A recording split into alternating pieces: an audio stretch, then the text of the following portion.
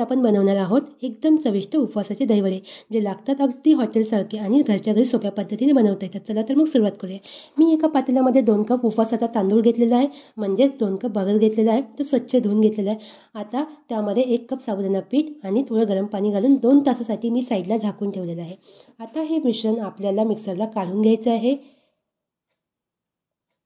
हे मिश्रण मी मिक्सरला फिरून घेतलेलं आहे. आता यामध्ये आपल्याला 2 उकळलेले बटाटे टाकून घ्यायचे आहे. मी 2 उकळलेले बटाटे टाकून घेतलेले आहे. आता यामध्ये आपल्याला 1 वाटी शेंगदाणा कूट पण टाकून घ्यायचं आहे. मी 1 वाटी शेंगदाणा कूट पण टाकून घेतलेलं आहे. यामध्ये आता उपवासाचे मीठ, 1 चमचा मीठ, जिरेपूड, मिरेपूड आणि 2 ते 3 हिरव्या मिरच्यासुद्धा मी टाकून घेतलेल्या आहेत. आता हे मिश्रण मिक्स करून घ्यायचं आहे. आपण यामध्ये दही ॲड करू शकतो. दही नसेल तर लिंबाचा रस पण आपण टाकू शकतो. दोन्हीही नसेल तर आपण स्किप करू शकतो. तसंही या वड्यांसाठी आपण दही यूज करणार आहोत.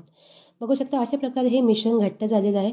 आता यामध्ये आपण बेकिंग पावडर टाकणार आहोत, जेणेकरून हे वडे क्रिस्पी होतील. आता हे वडे मला कढईमध्ये फ्राय न करता मी अप्पे पात्रामध्ये फ्राय करणार आहे, जेणेकरून कमी तेलामध्ये पण होईल आणि जास्त ऑइली पण होणार नाही. बघू शकता मी अप्पे पात्रामध्ये तेल टाकून घेतलेलं आहे.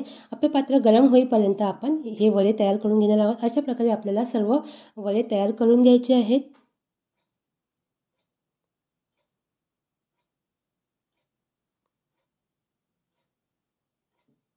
बघू शकता हे वडे तयार करून घेतलेले. आता आपण याला फ्राय करूया.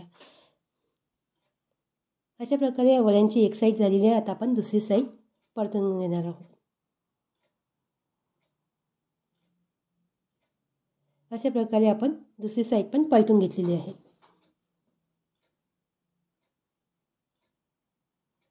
जर तुम्हाला रोज रोज साबुदाणा खिचडी खाऊन कंटाळा आला असेल तर तुम्ही ही रेसिपी नक्की ट्राय करून बघा. आता आपले वडे तयार होईपर्यंत आपण दही तयार करून घेणार आहोत. आता मी एका बाउलमध्ये 1 वाटी दही घेतलेलं आहे. त्यामध्ये थोडं पाणी घातलेलं आहे आणि फेटून घेतलेलं आहे. आता यामध्ये जिरेपूड, मिरेपूड, मीठ आणि 2 चमचे साखर घालून फेटून घेतलेलं आहे. बघू शकता आपली उपवासाची दहीवडे डिश तयार आहे. कशी झाली मला नक्की कमेंट करून सांगा आणि मला सबस्क्राईब करायला विसरू नका. चला तर मग आता आपण टेस्ट करून बघूया. अशाच नवीन अपडेट्ससाठी मला फॉलो करायला विसरू नका. धन्यवाद.